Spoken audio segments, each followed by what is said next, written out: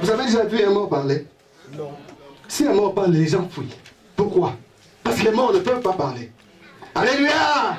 Bien aimé, c'est un piège du diable de penser que tu es déjà arrivé. Quelqu'un dit Amen. Quelqu'un dit Amen. Alléluia! Alléluia! Qu'est-ce qu'un homme donnera en échange de sa vie? Alléluia! Amen. Alléluia! Que sert-il à un homme de gagner le monde entier s'il perdait son âme? Question de réflexion. Alléluia! Premier piège, l'orgueil. Quelqu'un a saisi? Bien aimé, l'orgueil est un danger. Alléluia! Tu commences à prophétiser, tu penses que tu n'es pas encore arrivé. Tu n'as encore rien vu. Bien aimé, on n'a encore rien vu de ce que Dieu est capable de faire. Et moi, je veux que Dieu me garde. Que Dieu me garde et qu'il nous garde humbles pour continuer à voir des choses. Alléluia. Je veux voir cette nouvelle page-là que Dieu est en train d'écrire dans ta vie. Je veux que l'année prochaine, par la grâce de Dieu, quand je reviendrai, que je vois que quelque chose a changé dans ta vie. Que je te trouve avec un témoignage. Parce que Dieu est en train de dire que l'année prochaine, à la même époque, tu auras un témoignage. Yes. De la part de Dieu. Amen. Amen. Amen. Deuxième piège du diable. L'ennemi utilise les circonstances difficiles de ta vie pour te faire croire que Dieu ne fait rien pour toi. Allô? Oui, oui, ça c'est le diable. Si vraiment ton Dieu là est Dieu, pourquoi tu es toujours comme ça? Alléluia, pourquoi tu n'es pas marié si ce Dieu là est vraiment Dieu? Si ce Dieu là est vraiment Dieu, pourquoi tu n'as pas de papier? Alléluia. Si ce Dieu là est vraiment Dieu, pourquoi tu ne peux pas payer ton loyer? Alléluia. Le diable utilise toujours des circonstances difficiles de notre vie pour nous faire croire que Dieu ne nous aime pas, que Dieu nous a abandonnés. Alléluia. Quelqu'un peut dire que c'est un gros mensonge? Alléluia. Bien aimé, c'est un gros mensonge, on répète, c'est un gros mensonge. On va le démontrer. J'aimerais d'abord établir que être chrétien ne nous exempte pas des problèmes. Dieu n'a jamais dit qu'on n'aura pas de problèmes dans la vie. Pierre pose la question à Jésus. Nous avons tout abandonné, nous t'avons suivi. Qu'est-ce que nous allons gagner? Alléluia. Quelqu'un est là?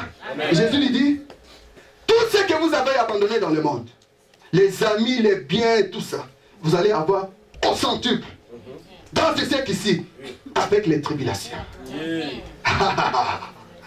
Mais il ajoute, vous aurez des tribulations dans le monde, mais prenez courage car j'ai vaincu le monde. Ça c'est la parole de Dieu. Alléluia.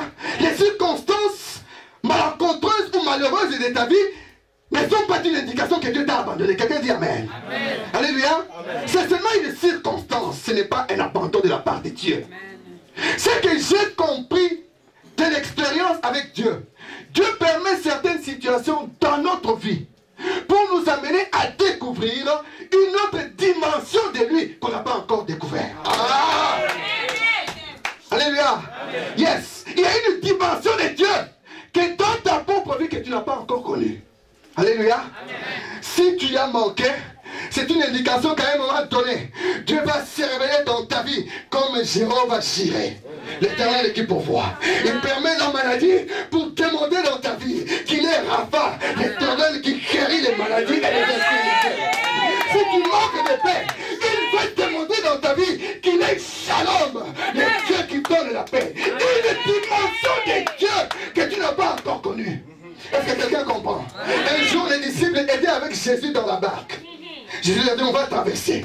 J'espère que quelqu'un est en train de traverser avec Jésus. Et subitement, il y a une tempête qui s'élève. Il commence à crier, maître, maître, nous sommes en train de périr. Et puis Jésus-Christ les regarde et leur dit, homme de peu de foi, il parle maintenant au vent. Et le vent s'était. Les disciples se regardent. Ils disent, qui est donc celui-ci à qui obéissent même les vents? En d'autres termes, cette dimension de toi, on n'a jamais vu ça. Est-ce que quelqu'un comprend la parole de Dieu? Il y a une dimension de Dieu que tu n'as pas encore vue. Voilà pourquoi Dieu permet. Ah, pour qu'à un moment donné, tu puisses t'élever dans l'assemblée des justes et dire, j'ai entendu parler de Dieu. Ah, j'ai entendu qu'il donne le mariage. J'ai entendu qu'il donne les enfants. J'ai entendu tout cela. Maintenant, dans ma propre vie. Je peux voir les doigts de Dieu dans mes finances. Oh, comment ça? Je peux voir la main de Dieu. Est-ce que quelqu'un saisit la parole de Dieu? On va acclamer très fort pour le roi de roi. Oh, comment ça? On va dans le livre de Romains au chapitre 8. Bien-aimé, aïe, aïe, aïe, aïe, aïe. Romains chapitre 8, à partir du verset 28.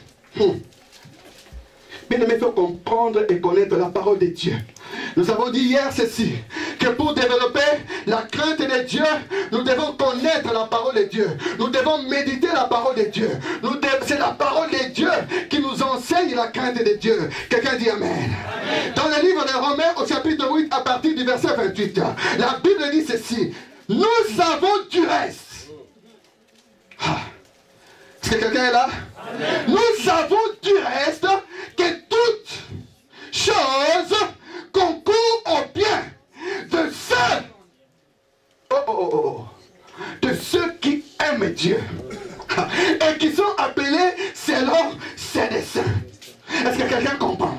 En d'autres termes, toutes les circonstances, bonnes ou mauvaises, heureuses ou malheureuses, travaillent ensemble pour que le plan de Dieu pour notre vie devienne une réalité.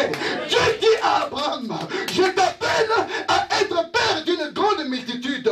Mais un moment, avant que Israël vienne à la naissance, je t'annonce en avance que ta descendance sera esclave dans une terre étrangère. C'était la pensée de Dieu. C'est Dieu qui avait décidé qu'à un moment donné, pendant plus de 400 ans, Israël soit esclave en Égypte. Amen. Alléluia. Amen. Mais ils allaient sortir des Zambérabaï. Aïe, aïe, aïe, aïe. Avec des grands jugements de la part de Dieu, dans ce pays qui avait maintenu les enfants de Dieu dans l'esclavage, bien aimés dans le Seigneur, qui ose te touche Dieu. Je ne sais pas si quelqu'un a compris. Celui qui ose me toucher a touché Dieu. Israël est le fils aîné de Dieu. Nous sommes les premiers nés de Dieu. Vous comprenez ce que je dis? Bien aimé, les parents savent que le premier-né représente beaucoup. Et en tant que premier-né, nous représentons beaucoup aux yeux de Dieu. Alléluia. Et ils sont sortis de l'Égypte avec des cris de joie, avec des tambourins et des danses, avec les biens que les gens qui les opprimaient leur avaient donné. Est-ce que quelqu'un comprend la parole de Dieu? Oh Jésus, je te donne la gloire.